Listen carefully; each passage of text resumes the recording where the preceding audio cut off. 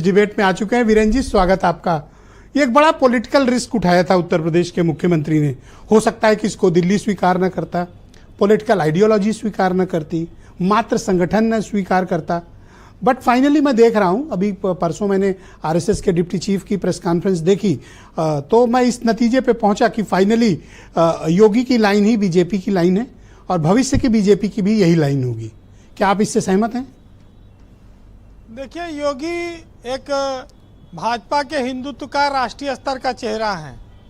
वो उत्तर प्रदेश के मुख्यमंत्री हैं, लेकिन उनकी बात जब होती, उनकी डिमांड देश के विभिन्न राज्यों में होती है और वो जब भी जाते हैं तो वो हिंदुत्व के एजेंडे पर ही ज़्यादा भाषण करते हैं। और अब उनका ये भाषण काफ़ी हिट हो चुका है, बंटने और कटने वाला। तो स्वाभाविक है कि लोकसभा में जो कमी रह गई और संविधान के जो खत्म होने का, आरक्षण के खत्म होने का जवाब बीजेपी नहीं दे पाई थी, उसका जवाब अब निकल आया है और इस नारे से वो इसका तगड़ा मुकाबला कर रहे हैं। और इस नारे ने इनको कई राज्यों में फायदा पहुंचाया है। आज भी योगी आदित्यनाथ हरियाणा गए थे, वहां पर उन्होंने बात कही है। लेकिन अब जिस देश में खुलेआम मुर्गा न काट सकते हो, वहां आदमी कोई काट लेगा, इसकी संभावना बहुत कम है। और ये नारा एक वेब की तरह है जो हिंदुओं को एक और आकर्षित करता है, बस इसका उपयोगिता यही है। और तो क्या इस नारे ने पॉलिटिकल इम्पैक्ट या बज क्रिएट किया, स्पेशली उस कम्युनिटी में जो लास्ट टाइम पार्लियामेंट इलेक्शन में इनके पास वोट नहीं किया? स्पेशली मैं बैकवर्ड कम्युनिटी की और शेड्यूल्ड कास्ट कम्युनिटी के एक बड़े सेक्शन की बात कर रहा हूं। देखिए, बीजेपी के साथ में जब संघ ने आज ये बताया कि उसकी टोलियां निकल चुकी हैं और उपचुनाव में वो प्रचार करेंगी, तो ये साफ हो गया कि ये नारा उसमें अब और उसको धार मिलेगी। ये बात तो सही है। देखिए कि दलितों के घर पर भोजन भी किया, दलितों को, ओबीसी को काफी सम्मान दिया, लेकिन लोकसभा चुनाव में वोट बीजेपी का बिखर गया और उसकी वजह से बीजेपी को हार हुई।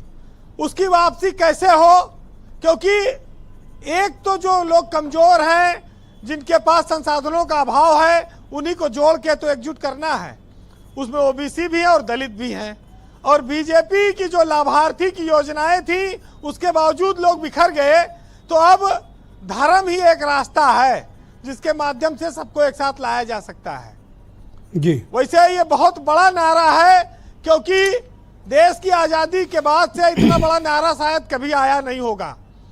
एक नारा जरूर अंग्रेज चलाते थे, फूट करो राज, फूट डालो राज करो। वो आजादी के साथ समाप्त हो गई उनकी वो साजिश।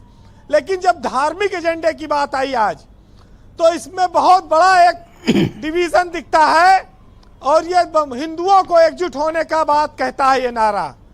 लेकिन ब्रजेश जी, इसके अलावा बीजेपी के पास और कोई तत्कालिक स्थिति नहीं है पीडीए से निपटने की। उसके सामने मजबूरी थी इस तरह के नारे की, और ये नारा योगी आदित्यनाथ जैसे लोग ही दे सकते हैं, जो भगवा के ध्वजवाहक हैं, जो बीजेपी के सबसे बड़े स्टार प्रचारक हैं आज की तारीख में। तो इस देश में इसके पीछे कारण भी बहुत से हो सकते हैं। कई पहनावा कारण है, कई खान पान कारण है, कई पूजा पद्धति कारण है, जिसके नाते एक धर्म के लोग दूसरे धर्म से विरोध रखते हैं, नफरत करते हैं, अलगाव महसूस करते हैं जी। और उसी के नाते ये चीजें आज पैदा हुई हैं। वैसे चुनाव में इन सब के बावजूद भी ये नारा भी चलेगा, लेकिन थानेदार भी लड़ेगा, लेखपाल भी लड़ेगा, कोटेदार भी लड़ेगा, और तब चुनाव पार होता है। उपचुनाव ये बहुत कठिन उपचुनाव है, आसान नहीं है, और इसको पार करना होगा। इसके लिए भी बहुत सारी तैयारियां करनी है बीजेपी को।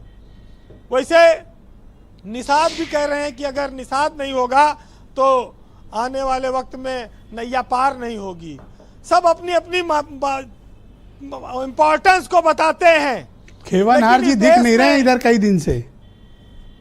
हाँ, वो तो अभी नया कोई उनका नारा तैयार हो रहा होगा, पोस्टर लगेगा। है वो 27 के खेवानार लिखा उन्होंने। बहरहाल सुनिएगा जी। कि अब हो रहे हो अलग तो बंटवारा कर लेते हैं, ये चांद तुम्हारा हुआ और दाग हम रख लेते हैं। नींद देता हूं तुम्हें और रात रात खुद को दे रहा हूं, और चिराग तुम्हारे हिस्से में मैं जुगनू ले रहा हूं। और ऐसा करो कि ये बादल तुम रख लो सारे, बस दे दो मुझे कुछ सावन के मारे। और सुनो, अब ये धरती भी बांट लेते हैं, अपना अपना हिस्सा काट लेते हैं। बहुत शुक्रिया वीरेंद्र जी, आपका बहुत बहुत धन्यवाद हमारे साथ जुड़ने